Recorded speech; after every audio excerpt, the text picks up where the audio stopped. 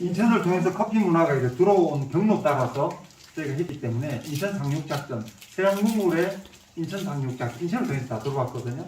그런 이제 주제를 좀 가지고 한국사를 조금 정리했거든요. 네. 참, 조선의 커피 양탕국을 통해서 바라보는 서양 문물의 인천 상륙작전이라는 이름으로 그런 주제로 함께 이야기를 나눠보겠습니다. 저는 박물관에서 강의 의뢰를 받기 불과 몇 주 전에 태어나서 처음으로 인천을 다녀왔습니다. 커피인이라면 누구나 가보고 싶어하는 대불 호텔도 보고 싶었고 또 양탕국을 문화적으로 다가간 인천시에 대한 호감이 좀 있었고요. 인천이라는 도시를 다니면서 생각해 보았습니다. 그러면서 부산과 참 많이 닮은 도시라는 생각이 들었습니다. 항구라는 것과 전체적인 도시의 느낌이랄까요? 이런 것들은 처음 와본 인천이 정말 친숙하게 느껴졌었습니다. 이번 강의의 주제는 조선의 식, 즉 음식에 관해서입니다. 오늘 마지막으로 개화기와 근대에 들어와서 현대에 이르기까지 항상 우리 옆에서 고락을 같이 하고 있는 커피, 그리고 커피 문화에 대하여 이야기를 풀어볼까 합니다. 먼저 목차를 살펴보시겠습니다. 인천항을 통해 들어온 양의 문물 이야기와 두 번째로는 개화기와 이후 근대 시절의 커피 이름과 신문 기사들, 또 세 번째로는 대불 호텔과 그 개항의 거리에 대하여, 또 네 번째 황제도 즐긴 조선시대 음료인 커피, 또 다섯 번째 2009년 인천 세계 도시 축전과 2011년 한국 커피사 특별 기획전, 마지막으로 여섯 번째는 문화를 바라보는 안목의 중요성이라는 내용을 가지고 강의를 시작하겠습니다. 사람은 의식주를 거쳐서 살아갑니다. 입고, 먹고, 생활하고, 또 그 중에서도 먹는 것은 우리 삶에 있어서 아주 큰 의미를 가집니다.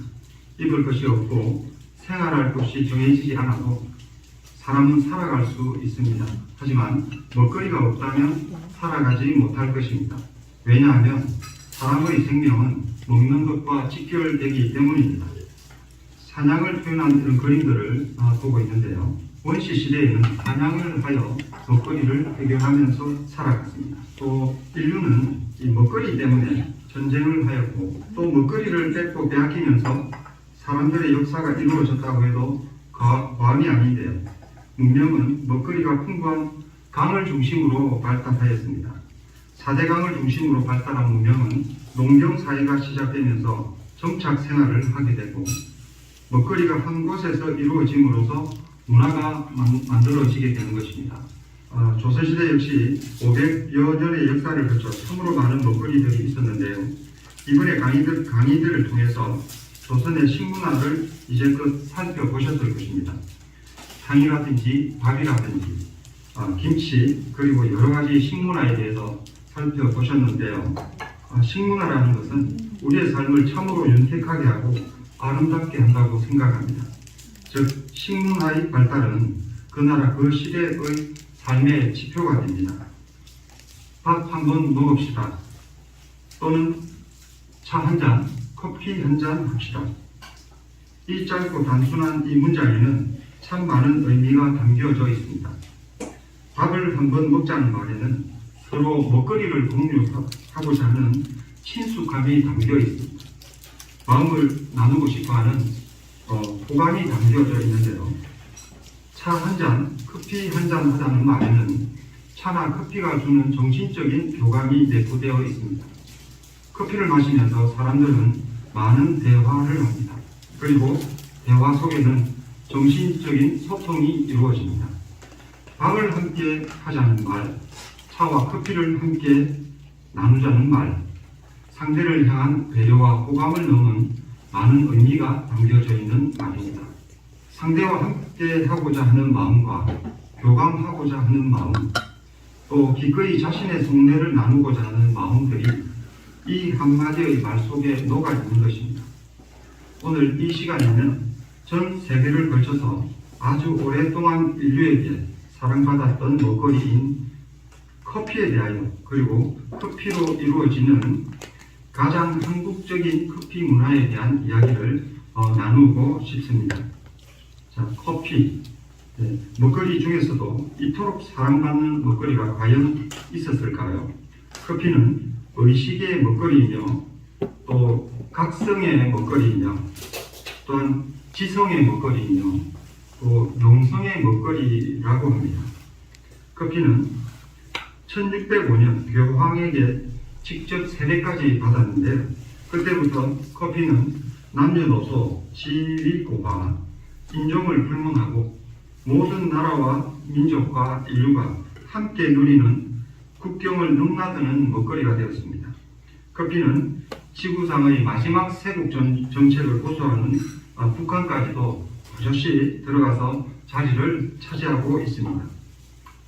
자, 교황 클레멘트 8세의 1605년 커피에 세례를 주어서 전 세계인의 음료가 되게 하는데요. 이렇게 표현을 하였습니다. 참 훌륭한 음료구나. 이 훌륭한 음료를 이교도만 마시게 하는 것은 불공평하다.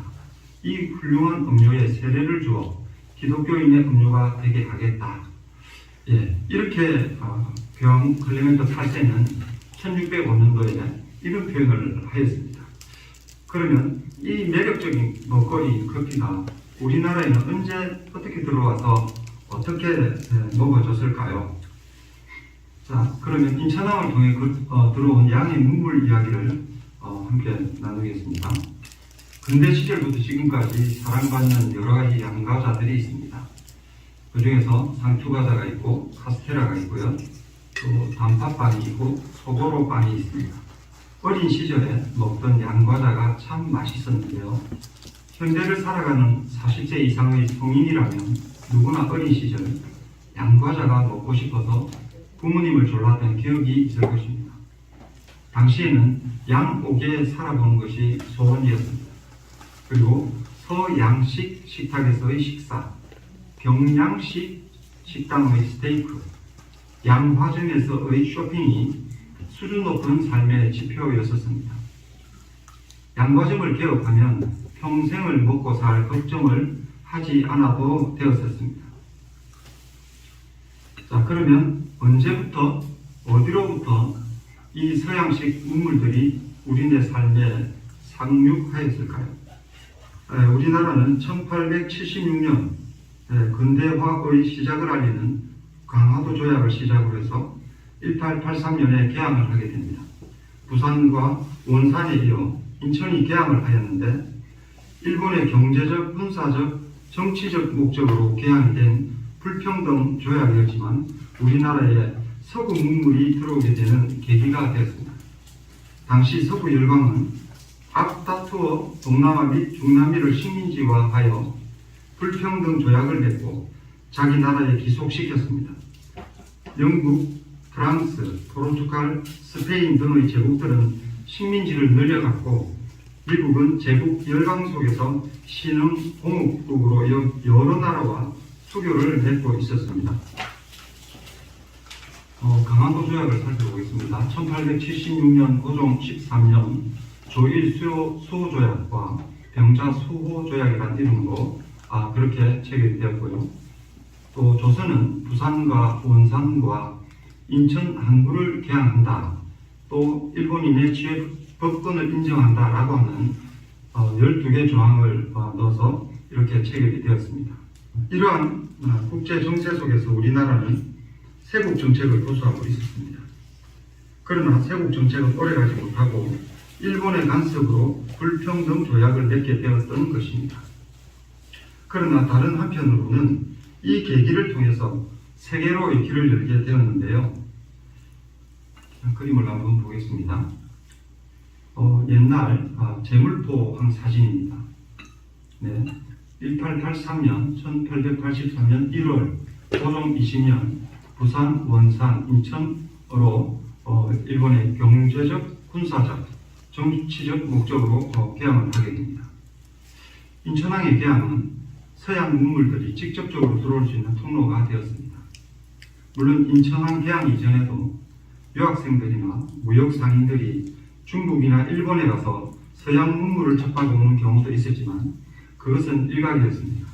비록 불평등하고 강제적인 개항이었지만 결과적으로 개항은 우리 선조들이 서양에 대한 두려움을 넘어 관심과 호기심을 가지고 서양 문화에 대해 친밀함으로 접근하는 계기가 되었습니다. 세계를 향해 나갈 수 있는 교두보의 역할을 또한 하게 되었습니다. 정치적으로도 서양 각국이 우리나라의 공간을 설치하게 되면서 서양 문물이 급속도로 들어오기 시작하였고 전 세계적으로 봉건 사회에서 근대 사회로 넘어가는 그 소용돌이 속에서도 우리나라도 역시 근대화로의 발판을 마련했던 것입니다. 개화기에 들어온 서양 문물들을 보면 이런 자명종과 만원경, 전차, 자동차, 또 전화기 이러한 서양의 문물들이 있습니다. 이러한 서양의 문물들이 들어오면서 특징적인 것들이 있는데요. 우리나라에도 있었지만 서양에서 들어온 것들에 대해서는 서양 양자를 붙이게 되었습니다. 서양 양자, 한번 살펴보겠습니다. 서양의 물건과 우리의 물건을 대별하여 사용한 접두어인데요. 뜻은 서양으로부터 들어온, 서양으로부터 유래된 서양의 것, 이렇게 의미가 있습니다. 예를 들어서 우리의 파는 파, 조선파 또는 우리의 배추는 그냥 배추거나 조선 배추, 쌍추 이렇게 표현하지만 그 당시에서 우리에게도 있지만 서양에도 있는 것은 서양 양자를 붙여서 양파, 또 양배추, 또 양상추 이런 표현을 하였습니다. 그리고 우리는 버선이라는 말을 하는데요. 그때까지만 해도 버선, 즉 서양 버선을 양말을 버선이라고 불렀습니다. 그리고 한복은 양장, 양복 이렇게 남녀 의복을 나타내고요. 그리고 우리가 사는 건물 한옥이라고 하죠. 서양에서 들어온 것은 스라브집을 양옥이라고 합니다. 그리고 우리가 먹는 것은 한식이고 서양에서 들어온 것은 양식이라고 이렇게 표현을 합니다. 우리의 것은 그냥 술이지만 서양에서 들어온 것은 앞에 양자를 붙여서 양주라고 하고 또 우리의 것은 한과라고 하면 서양에서 들어온 것은 양과자 이렇게 표현을 하였습니다. 자, 양탕국, 서양의 국물은 커피 이렇게 좀 해석을 해볼 수가 있겠는데요. 자, 살펴보겠습니다.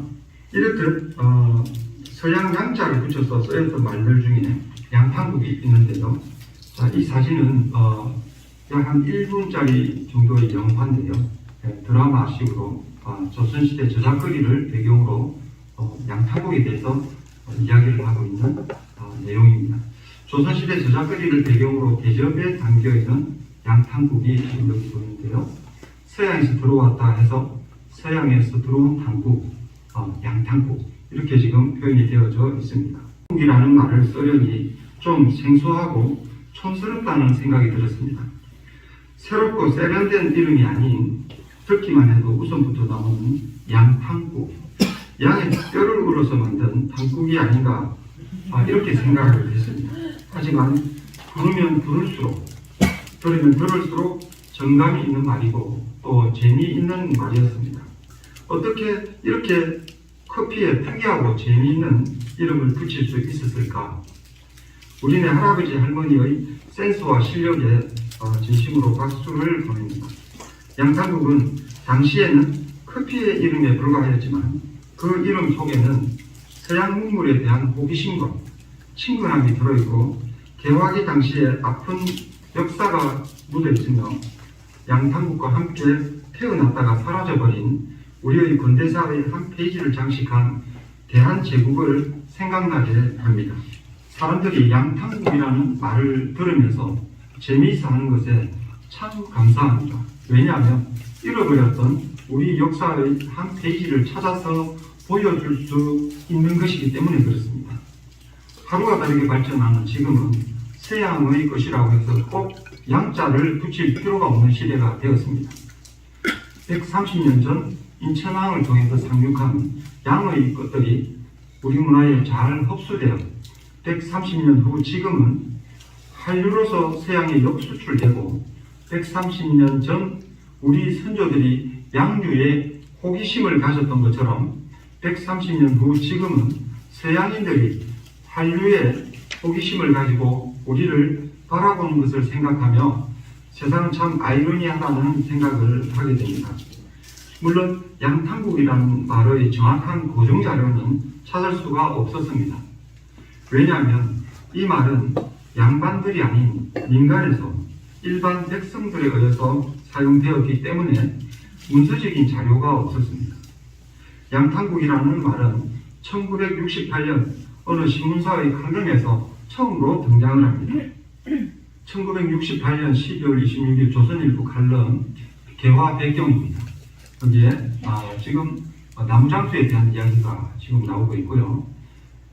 1907년 서울의 시탄장 나무장수 이야기에서 최초로 양탕국이 지금 등장을 하게 됩니다. 1900년대 초에 경기도 고양시와 서울을 오가던 나무꾼들이 이야기해서 서양에서 들어온 탕국이다 라는 뜻으로 사용되었다는 짧은 기록이 있을 뿐입니다.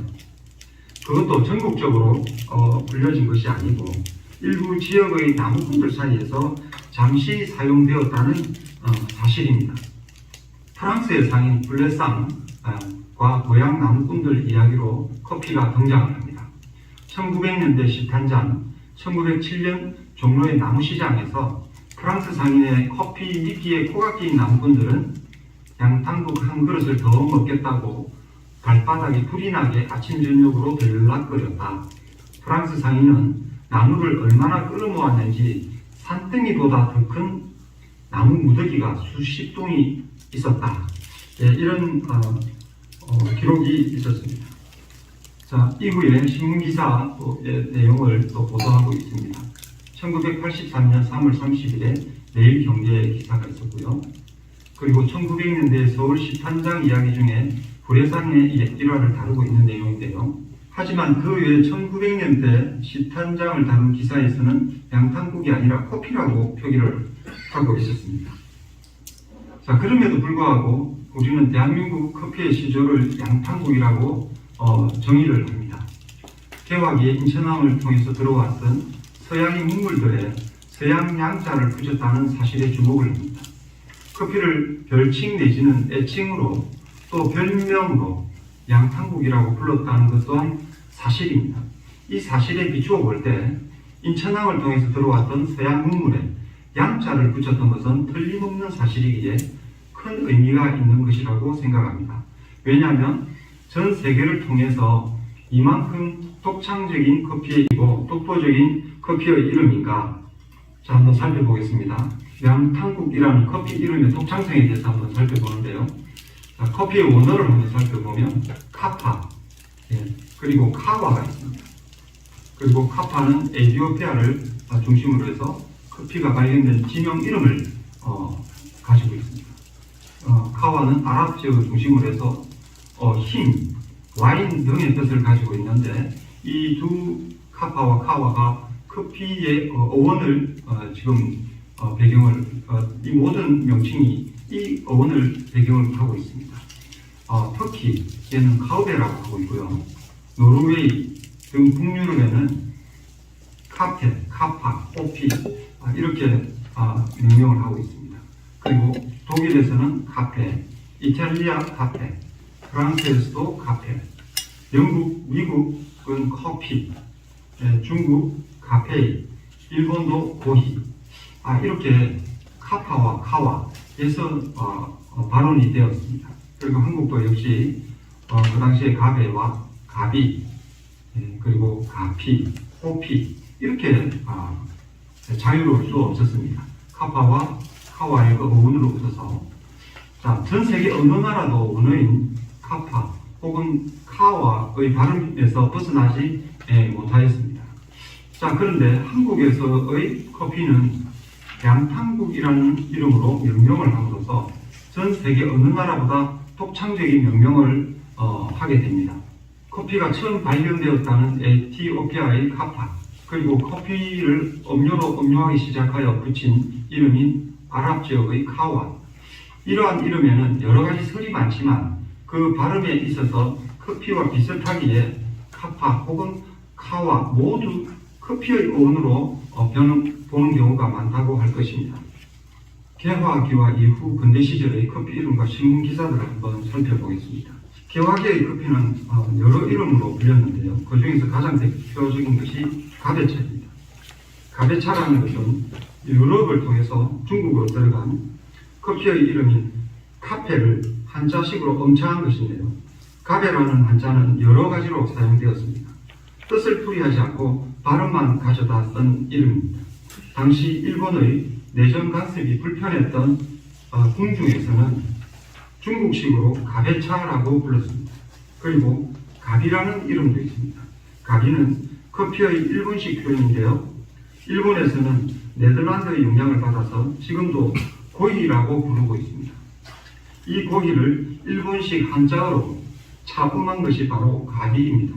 조선 말려 개화기에는 중국 유학파들과 궁중에서의 가베차라고 궁중에서는 가베차라고 그렇게 불렀고 일본에서의 유학파들은 커피를 가비라고 불렀습니다. 그 외의 서구 유학파들과 신지식인들은 커피차라고 불렀고요. 또 호피 혹은 양차라는 표현을 사용하였습니다. 그리고 마지막으로 양탕국이 있습니다. 이 중에서도 가장 독창적이고 독보적인 이름은 양탕국입니다. 기사들을 한번 보실까요? 개화기와 근대 시기에 자유롭게 사용되었던 여러 가지의 커피 명명이 있습니다. 1950년대에 여기 가비라고 되어 있고요. 벽이 신편입니다. 그리고 역시 지구 전역에도 이렇게 표현을 하고 있습니다. 그리고 윤치호 일기 등에서도 가비라는 말이 많이 든 커피 등장을 많이 하는데요. 대부분 보면 가비를 전혀 다른 한자들을 가져다 사용하는 것을 이렇게 볼 수가 있습니다. 그리고 1890년대 각종 신문이나 궁중에서 사용했던 가베, 가베차, 가베다, 그리고 서유경문, 유길준 책에 등장하는 가비, 그리고 주로 또 가베를 많이 사용하였고요. 그 외에도 1900년대 초까지 가베두 또는 여러 한자가 좀 다르네요.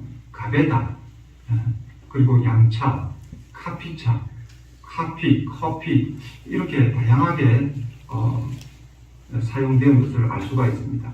그리고 밑에 조양반서, 원두저술에 서양 음식을 만드는 법에 또 커피를 만드는 방법을 또 자세하게 기술을 하고 있습니다.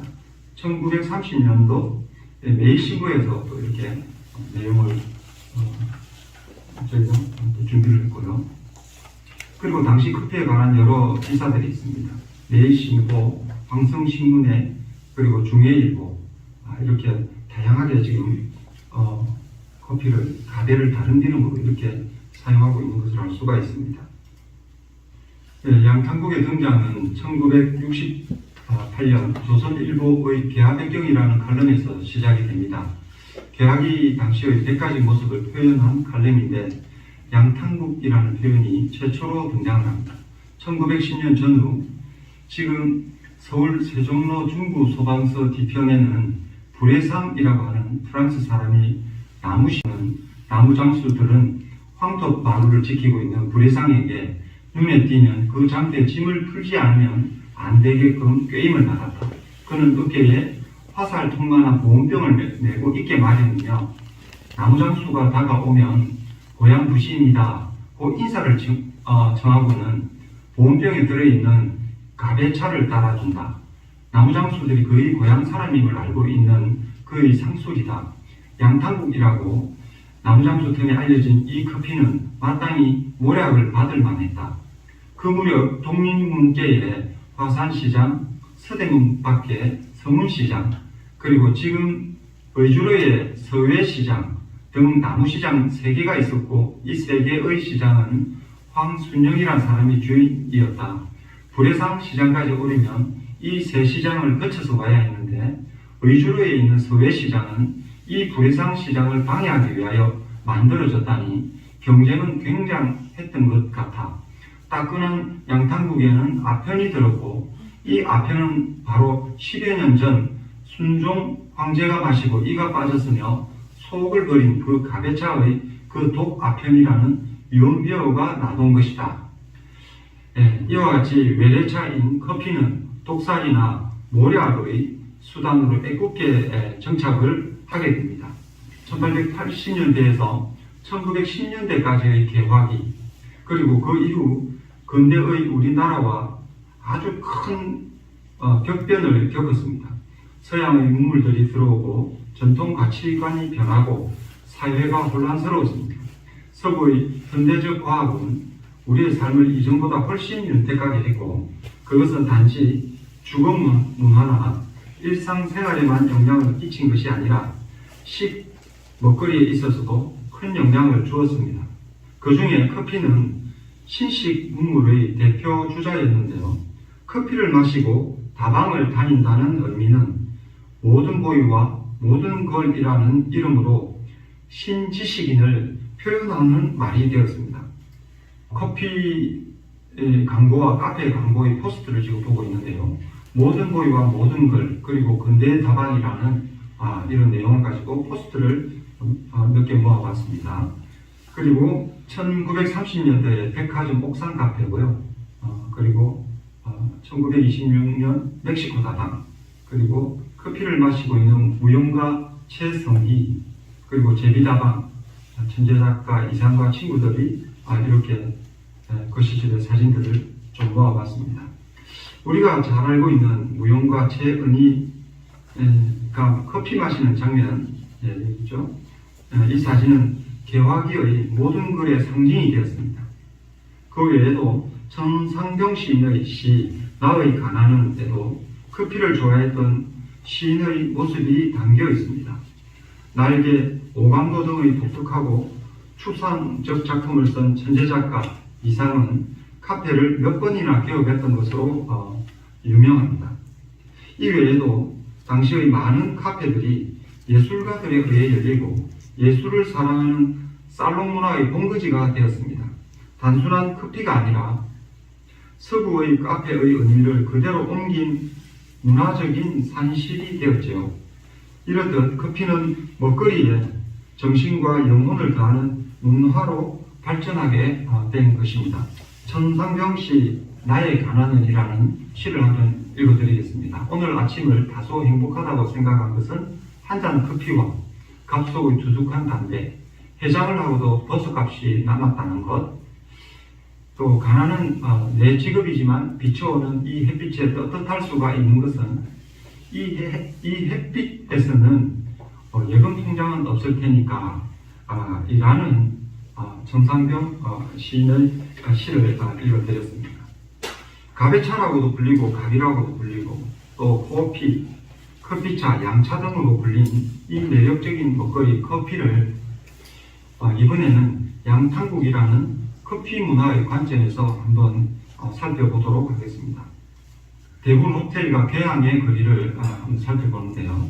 지금 이쪽 부분이 지금 대부분 호텔입니다. 1889년 1월에 미국 잡지 하퍼저 위클리에 소개된 대부분 호텔의 초기의 모습, 제물포 일대의 거리를 이렇게 나타내었습니다.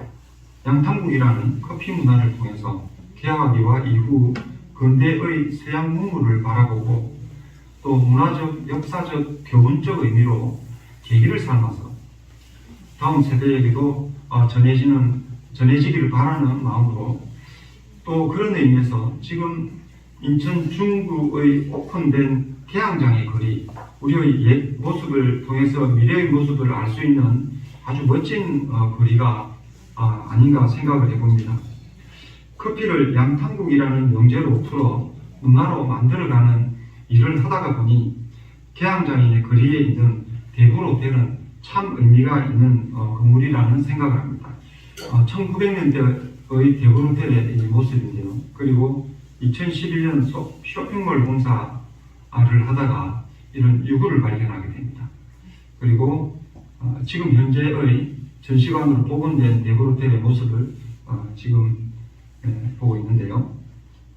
비록 본래의 건물은 지금 현재 있지 않고 사라졌지만 그 건물을 복원하여 박물관으로 만들어 활용하고 있는 게 상당히 의미가 있다고 생각을 합니다.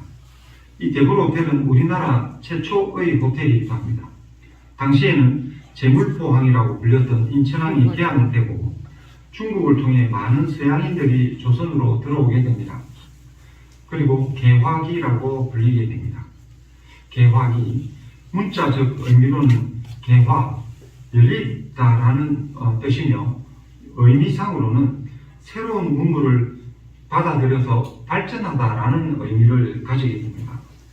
개항 당시 우리나라는 기와집과 초가집뿐이어서 입식 생활을 했던 서양인들은 기거할 곳이 없었습니다. 그리고 재미있는 표현을 빌리자면 처음 조선의 초가집들을 본 여행객들은 마치 조선이 거대한 버섯단지 같다, 그렇게 말했다는군요. 대구호텔은 이러한 시기에 중요한 역할을 하였습니다.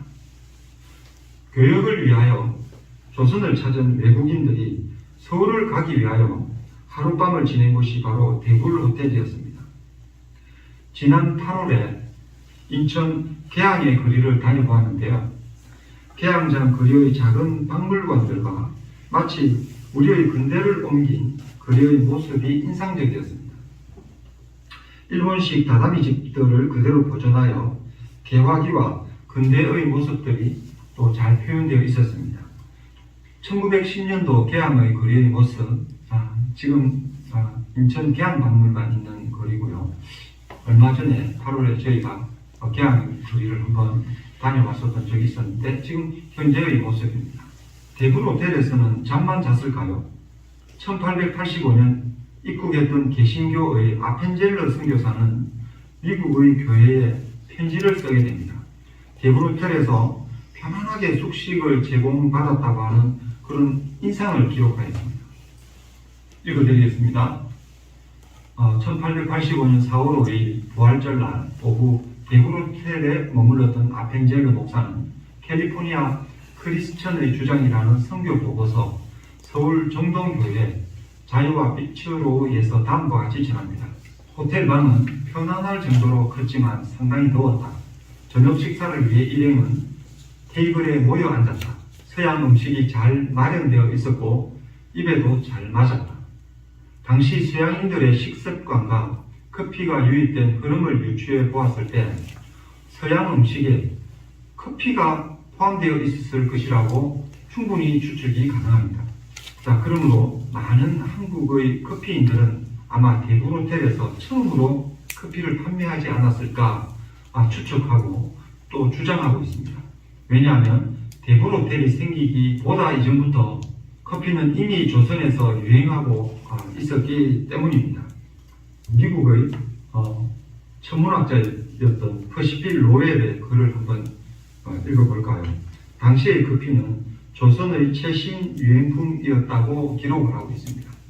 1883년 미국의 천문학자이자 한미 수교 사절단의 안내자로 조선에 왔던 퍼시필 로웰은 자신이 조선 여행기 고요한 아침의 나라에서 다음과 같이 기술합니다. 우리는 다시 누대 위로 올라 당시 조선의 최신 유행품이었던 커피를 마셨다.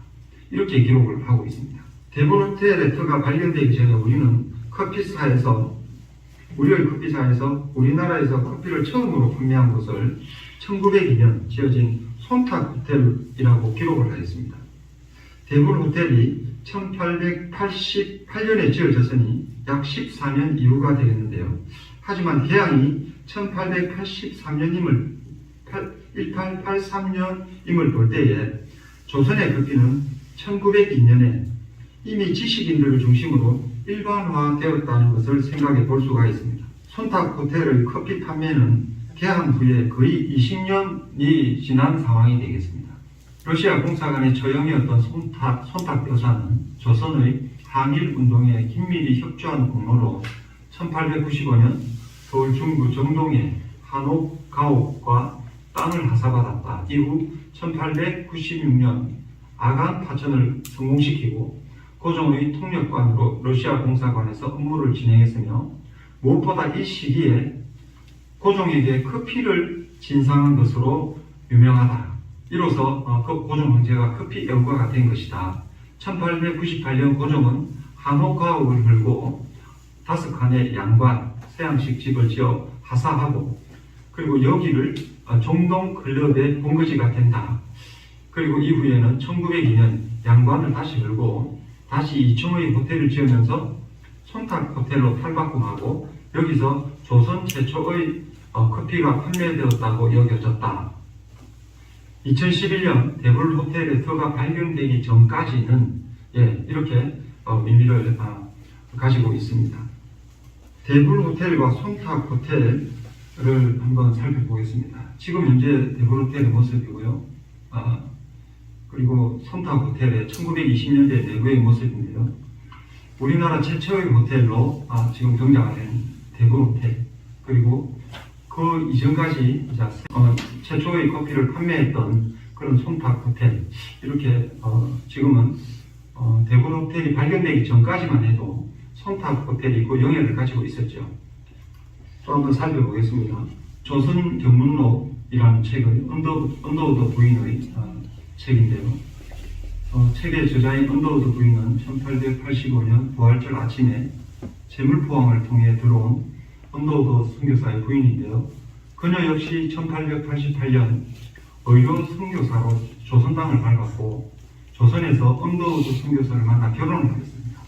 명성황후 당시 이들은 결혼 선물로 옷감과 여러 가지 장신구들을 선물했다고 언더우드 부인은 기록을 하고 있습니다.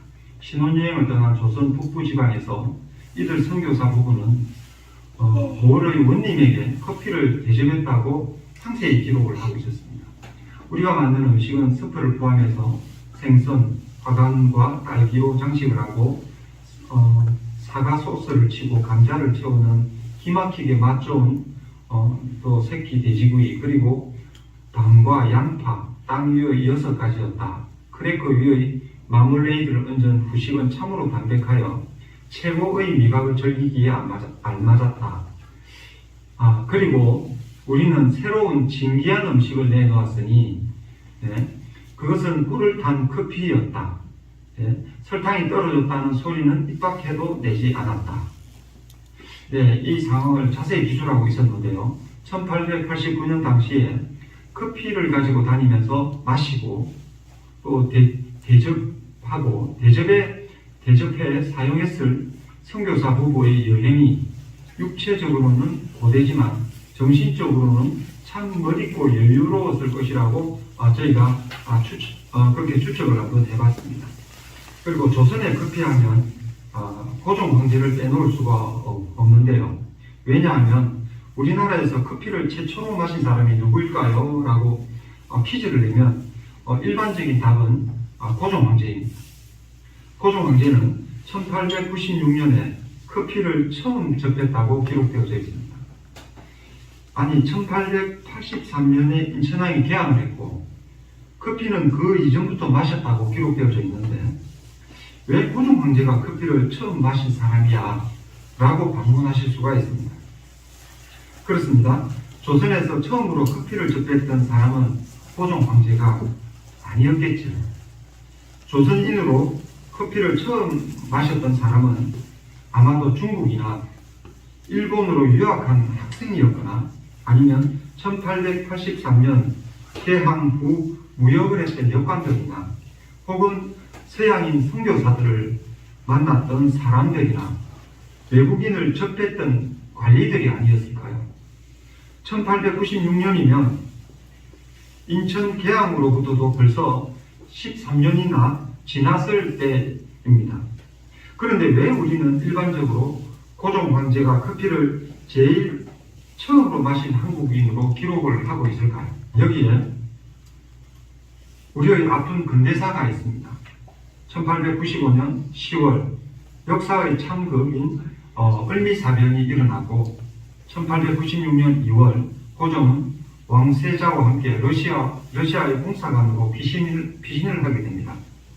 왕비가 무참히 살해된 궁궐에 있을 수도 없었거니와 고종과 왕세자의 시해에 대한 두려움이 있었을 것입니다. 2월의 그 추운 새벽, 궁녀의 가마에 숨어 타고 극비리에 도착한 러시아 공사관, 그리고 커피 한 잔입니다. 그 커피가 고종에게 주는 의미가 어떤 것이었을까요?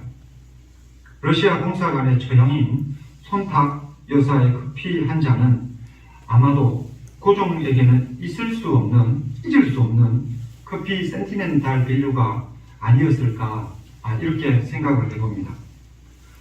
자신의 나라에서 자신의 주권을 지키지 못하고 타국의 공사관에서 도망을 치듯 살았던 1년.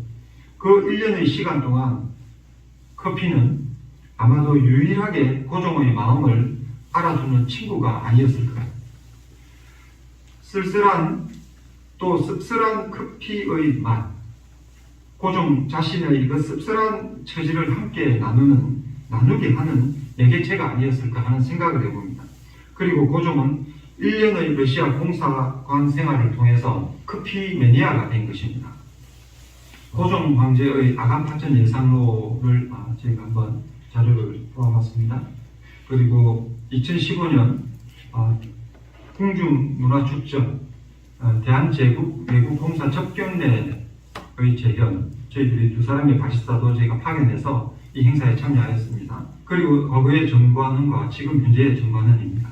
고종은 1년 후에 경복궁이 아닌 덕수궁으로 돌아옵니다. 그리고 대한제국을 선포하면서 스스로 황제가 되었으며 정관흥이라는 건물을 지어서 차와 다가를 즐기기도 합니다. 그리고 신하들이나 손님들에게 지금 외국공사 접견례를 진행되고 있는데 이 공간에서 지금 이루어지고 있는 일들이죠. 2012년 노서와 갑이라는 소설을 원작으로 갑이라는 영화가 개봉되었는데요. 커피 애호가였던 고종 황제 독살 시도라고 하는 실제 사건, 김홍육의 독차 사건을 모티브로 하여 만들어진 소설을 영화화한 것입니다.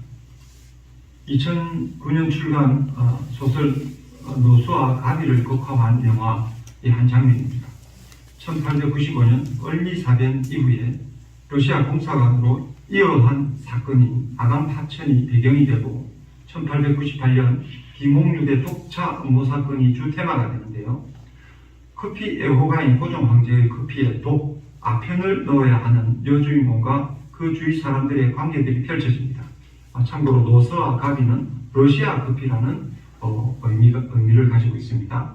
폐하께서는 때때로 양식을 찾으시면 항상 먼저 커피를 찾으시는 것이 상례였습니다. 그날 밤에도 역시 전례와 같이 먼저 커피를 드렸는데 커피는 상시로 변하는 것인지 맛이 좋지 않다고 하시면서 아주 소량으로 두세 번 마셨고 황태자께서는 거의 한두 번에 한 잔을 마셨습니다. 그리고 고종 황제 독차 사건을 보도한 독립신문의 기사입니다. 그리고 이 내용을 또 자세히 기록을 하고 있는데요. 고종은 1년 후에 경복궁이 아닌 덕수궁으로 돌아왔죠. 그리고 스스로 황제가 되었고 또 석조전 또 정관원이라는 건물을 지어서 차와 다가를 함께 즐겼다고 기록을 하고 있습니다. 자, 그리고 영화 가비에서 일본식 핸드드립 장면을 지금 나왔는데요.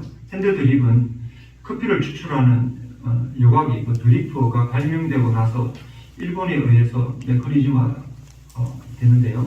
그 드리프의 발명은 1908년 독일의 멜리타 벤츠 커피의 찌꺼기를 걸러내기 위해 고안했다. 그리고 이 독일의 여사죠.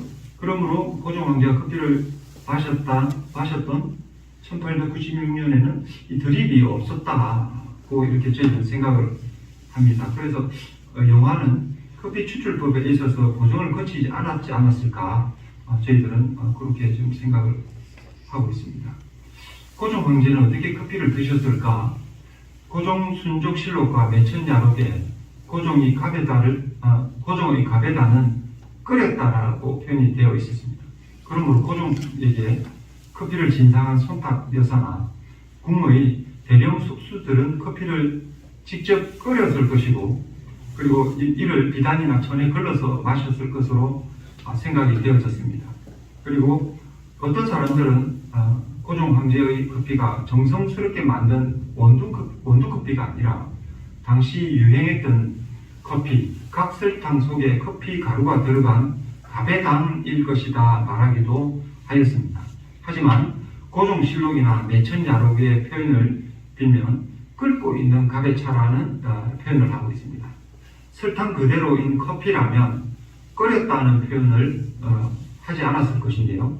무엇보다 단지 커피를 좋아하는 수준이 아닌 커피 애호가 수준이었던 고종 황제를 생각해 볼 때에 아마 그때 고종 황제의 커피는 볶은 원두를 갈아서 끓인 후 비단이나 천에 걸러서 마신 커피일 것이다 라는 추측을 해보았습니다. 그리고 여기 고종실록의 38번에 기록된 만수절에 앞편을 손에 감추어 주방으로 들어가 때마침 끓고 있는 가베다에 투입하기 이르렀다. 이렇게 기록이 되어져 있었습니다. 여기에서 커피를 추출하는 추출법에 대해서 잠시 알아보도록 하겠습니다. 커피 문화 독립국 양탄국에서는 이러한 고종 황제의 커피 브루잉법을 참고하여서 현대적으로 재해석하여 여러 가지 양탄국 추출법 문화를 지금 현재 보급을 하고 있습니다. 그 첫 번째로 가장 한국적인 것이 가장 세계적이다라는 주장을 하면서 양탄국 우림식 추출 방법을 저희가 소개를 하고 있는데요.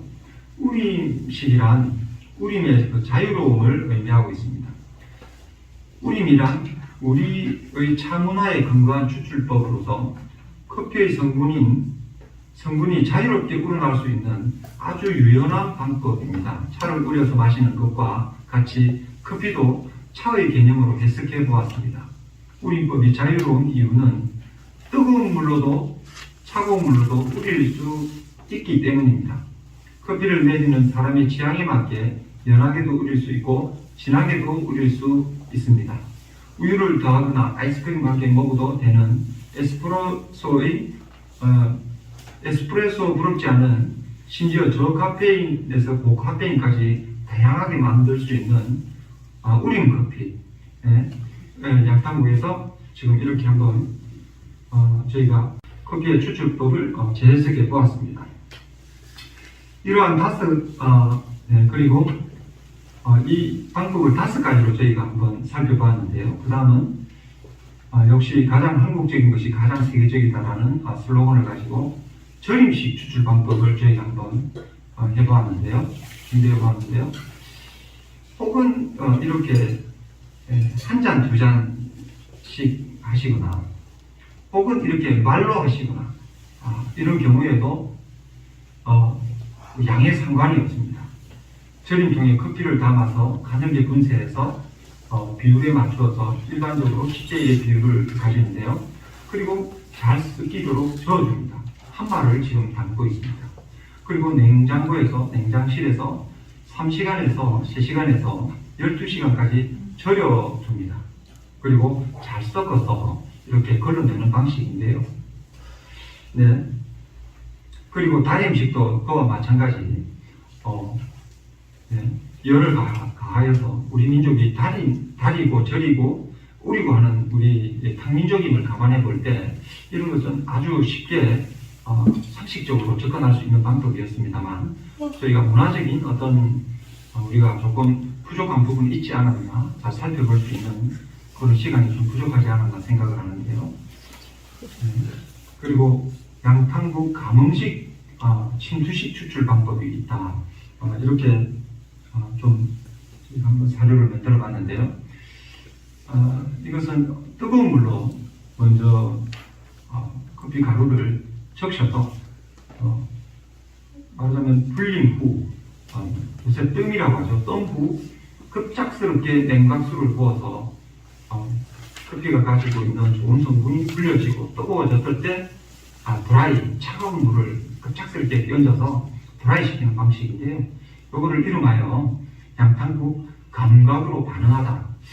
예컨대 김치를 메커니즘으로 담는 게 아니라 우리의 선조들이 어머니, 할머니들이 대대손손 이렇게 내면에 있는 감각으로 반응을 하면서 저울질을 하지 않습니다. 그러면서 방식을 이끌어내는 것, 그런 거에 착안한 커피를 추출하는 방식인데요.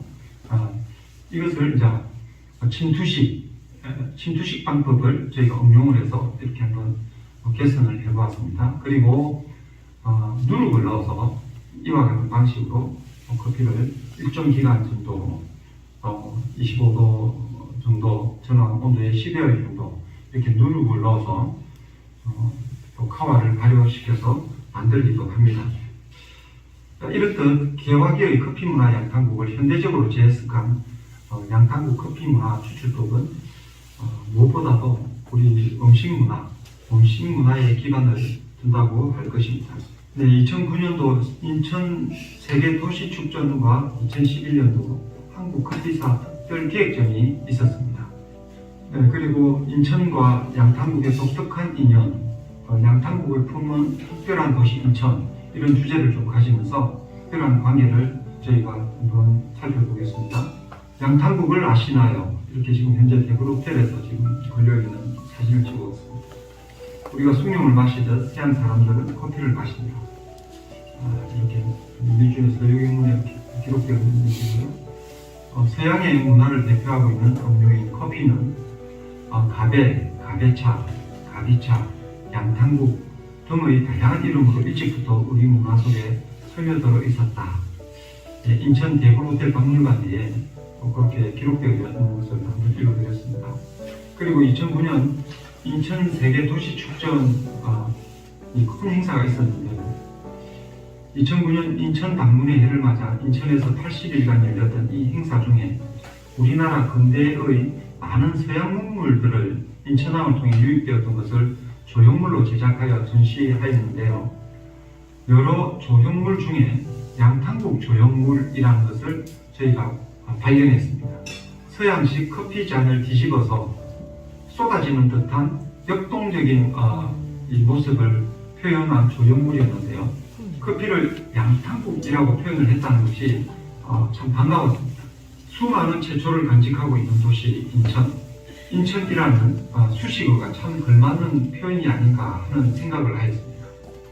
그 외에도 인천시에서는 양탄국과 관련된 여러 행사들을 했습니다. 2011년 인천시립박물관 특별기획전 양탄국에서 커피 믹스 가지라고 하는 또 기획 특별전을 하였는데요. 우리나라 커피의 역사를 양탄국에서 시작하여 커피 믹스까지로 정의하며 그간의 아픈 역사를 함께 잘 버무려낸 한편의 맛있는 요리라는 생각을 했습니다.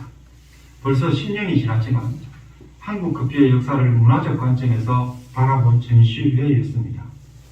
더불어서 앞으로의 한국 커피 역사는 양탄국에서 시작하여 인천이라는 세계의 가문을 통해 가장 한국적인 양탄국으로서 세계를 향하여 나아가는 문화적 커피로 정의되었으면 하는 저희의 작은 바람입니다. 2018년 양탄국에 관한 책을 썼습니다.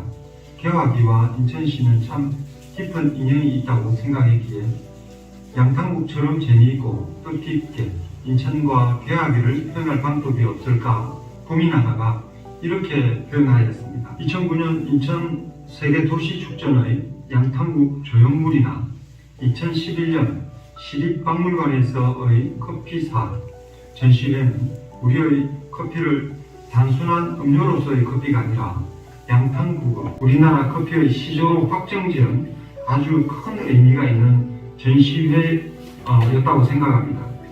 2009년 세계도시축전의 양탄국 조형물, 2011년 양탄국에서 커피 믹스까지라고 하는 기획 전시회, 그리고 2018년부터 복원시킨 대구 호텔, 그리고 커피의 역사를 문화적으로 풀어낸 인천시의 이섬세항, 이러한 인천시의 행보를 보면서 인천시는 문화를 보는 눈이 세심하고 민감하다는 사실을 이야기하고 싶습니다. 양탄국을 통해서 바라보는 서양 문물의 인천 상륙 작전, 참 재미있지 않습니까? 한국 전쟁의 시작과 함께 거의 북한에 점령된 대한민국 땅을 긴박한 군사작전으로 전쟁의 성세를 뒤바꾼 승리의 작전이 바로 인천 상륙 작전입니다. 우리의 땅에 서양 문물이 인천항을 통해서 들어온 것을 보면서 인천 상륙 작전을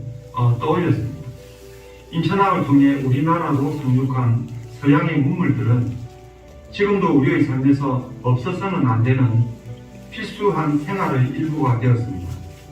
이 첫 번째 인천 상륙 작전도 대성공이었다고 생각을 합니다.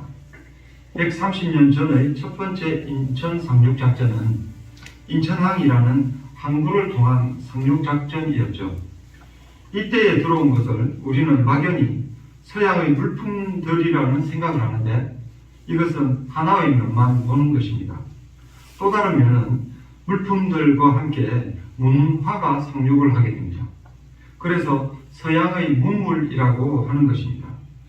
문화라는 것은 일종의 의식 세계에서 구축되는 것이고 의식이 만들어내는 문명의 산물들이 바로 문화인데 우리는 130년 전 자이든 타이든 이미 문화의 문을 열었습니다. 무엇보다도 의미 깊다고 생각하는 것은 130년 전 1883년 서양과 조선을 이으며 서양 문물의 해로의 상륙지였던 인천, 그리고 110년 후 2001년 21세기에는 전 지구촌과 한국을 잇는 항공의 상륙지가 되었다는 사실입니다. 세계의 공항인 인천국제공항, 주로 서양 문물들이 유입된 통로로 사용되었던 인천항이 한국과 세계를 이어가는 다리의 역할을 하고 있다는 것입니다. 이는 인천이 단순히 물건이나 사람만이 오가는 통로가 아니라 한국의 문화를 세계로 이어주는 가교가 될 수 있다는 사실입니다. 바닷길을 열었던 인천이 이제는 하늘길을 열고 더 빠르게 더 많은 서양의 문물들과 사람들을 연결시키는 플랫폼의 역할을 한다는 것입니다. 단순히 서양의 문물들만 받아들이는 것이 아니라 한국의 우수한 문물들이 서양으로 나아가는 교두보가 되고 있다는 사실입니다. 문화를 바라보는 안목의 중요성에 대하여 살펴보겠습니다. 이처럼 옛날이나 지금이나 세계를 향하는 가문인 인천은 살아있는 문화의식을 가지고 있는 도시라는 생각을 해보았습니다. 문화란 대단한 응집력을 가지고 있고 지금은 작고한 작가 박경리 선생의 문화를 아주 귀중하게 생각하면서 소설 토지, 청소년 토지에서 정의하였던 내용을 잠시 읽어드리겠습니다. 그분이 청소년을 향하여 쓴 소설 청소년 토지의 서문에는 청소년들이 문화를 알기를 바라는 마음과 염려가 그대로 녹아져 있는데요. 문화란 대체 무엇일까요? 말할 것도 없이 인간들의 경험과 탐구와 창조로서 축적이 된 정신적, 물질적인 성과이며 삶의 근본이 되는 것입니다. 그것은 각기 민족마다 고유한 것으로 국토와 더불어 실로 위대한 유산인 것입니다. 국토를 빼앗기고 문화마저 깡그리 사라져버린다면 그 민족은 영원히 멸망하고 말겠지요. 조금 더 읽어드리겠습니다.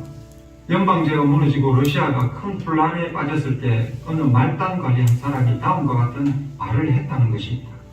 우리는 문화가 있기 때문에 다시 일어날 것이다. 그 말에 나는 깊은 감동을 받았으며 부러움도 느꼈습니다.